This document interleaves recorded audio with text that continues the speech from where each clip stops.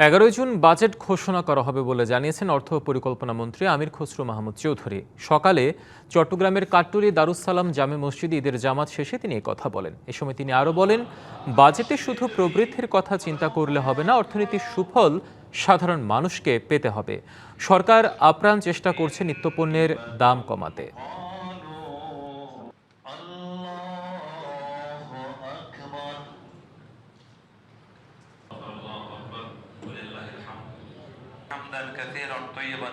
আমরা চেষ্টা করছি যে দ্রব্যমূল্যকে নিয়ন্ত্রণে রাখার জন্য আপ্রাণ চেষ্টা করা হচ্ছে।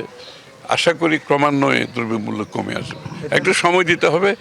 মধ্যপ্রাচ্যের যে যুদ্ধ চলছে, তারপরে দেশের আমরা যে অর্থনীতি বিগত সরকারগুলো থেকে পেয়েছি, একটি ভঙ্গুর অর্থনীতিকে আগে সঠিক জায়গায় আনতে হচ্ছে, তারপর সমৃদ্ধির পথে যাব ইনশাল্লাহ।